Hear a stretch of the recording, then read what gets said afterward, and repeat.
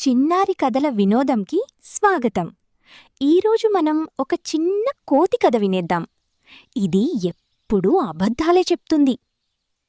ఒక అందమైన అడవిలో ఒక చిన్న కోతి ఉండేది. ఆ కోతి చాలా చలాకీ, రోజంతా ఆటపాటలు చేసేది. కానీ అది ఎప్పుడూ అబద్ధాలే చెప్పేది. ఒకరోజు కోతి ఒక్కసారిగా గట్టిగా అరిచింది, పులివచ్చింది, పులివచ్చింది అని. అడవిలో ఉన్న జంతువులన్నీ భయంతో పరుగెత్తుకుంటూ వచ్చాయి. అవి చుట్టూ చూశాయి, కానీ ఎక్కడా పులిలేదు. కోతి నవ్వుతూ చెప్పింది, నేను సరదాగా చెప్పాను.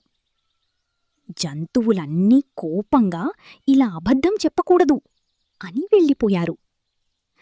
మరుసటి రోజు కోతి మళ్ళీ అదే పని చేసింది.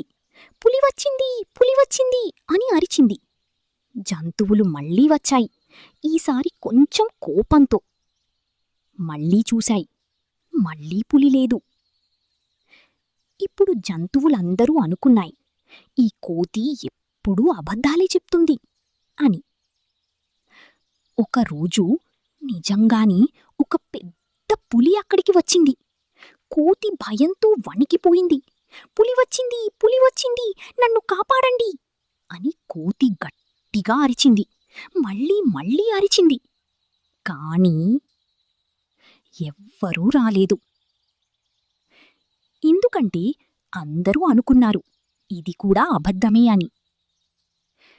కోతి చాలా భయపడింది. త్వరగా ఒక చెట్టెక్కి తన ప్రాణాలు కాపాడుకుంది.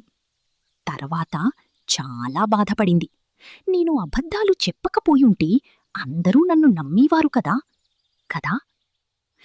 ఈ కథలోని నీతి ఏమిటంటే, అబద్ధాలు చెప్తే ఒకరోజు నిజం చెప్పినా కూడా ఎవ్వరూ నమ్మరు.